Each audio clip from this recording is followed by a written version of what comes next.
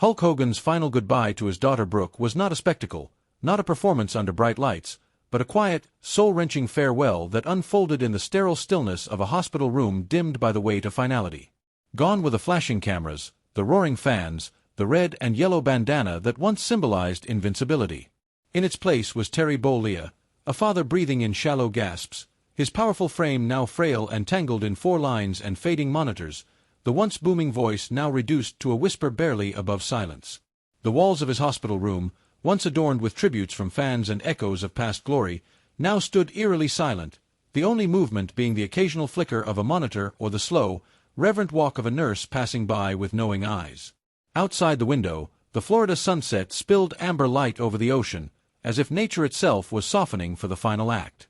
Nurses and doctors, seasoned but sobered, moved with a hushed grace, all aware that this was the final chapter of a man whose persona had once towered over pop culture itself. But in those last moments, Terry wasn't searching for applause or legacy. He was waiting for a FaceTime call from his daughter.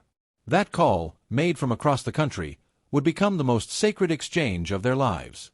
Brooke had been told earlier that morning that the end was near. The tone was different this time, not hopeful, not cautious. Just final.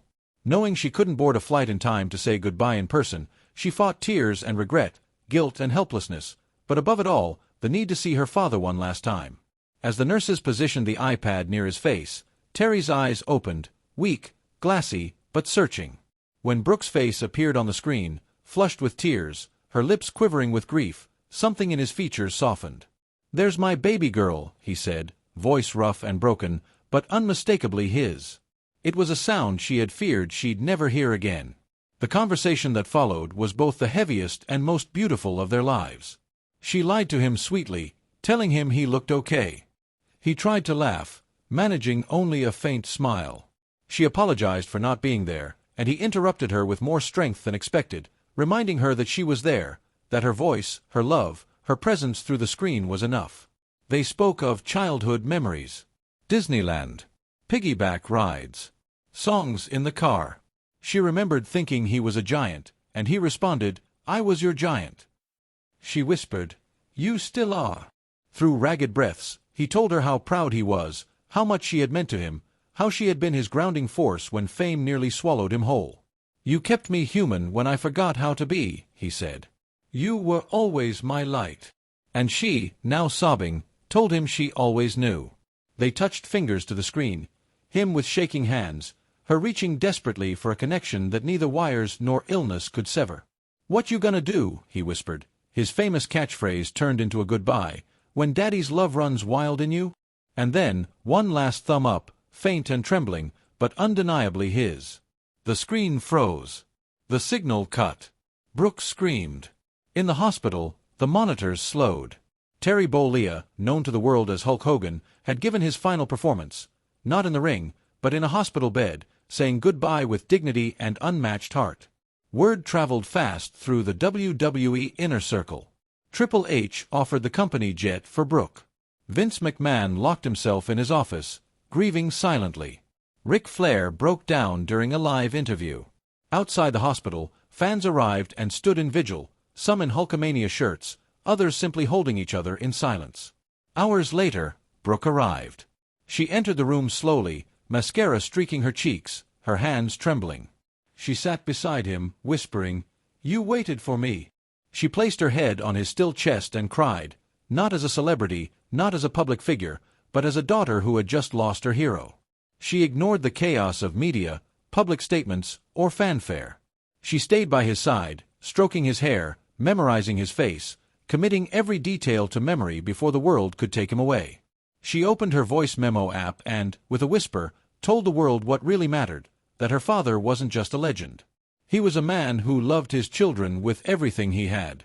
That short recording, later titled, "My Father, My Hero," would go viral, but in that moment, it was just a lifeline for a grieving daughter. Across the wrestling world, tributes poured in. John Cena posted a silent image. The Rock shared stories of mentorship and love. Fans posted old clips, tears streaming as they watched the mighty Hulkster slam Andre the Giant one more time. But now those clips hit differently. They were no longer about domination, but about the fragility of time. WWE planned a full tribute episode. A 10-bell salute.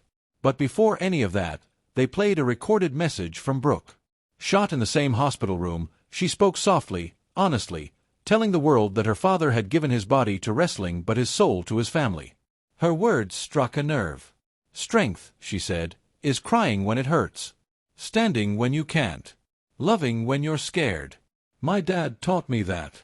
At WrestleMania, they unveiled a statue of him. Not just any pose, but mid-flex, heroic, eternal. Beneath it, the words Brooke had requested, "Dad, you were always my superhero." When Brooke entered Madison Square Garden for a special tribute, the crowd erupted, not in cheers, but in a standing ovation that felt like thunder rolling across generations. She stood in the ring, looked upward, and spoke through tears. He lives in something bigger now. Say your prayers. Eat your vitamins. Love harder than you think you can. The crowd chanted, "Thank you, Hogan," and backstage, legends cried. Afterward, Brooke sat alone in the locker room that had once been his. A framed photo of baby Brooke in his arms sat beside his old gear. She whispered, "I hope I made you proud." Outside, the chant continued. Hogan, Hogan, Hogan. A few weeks later, Brooke released the ashes into the ocean he loved. Her final act of love. A return to the waves where he found peace.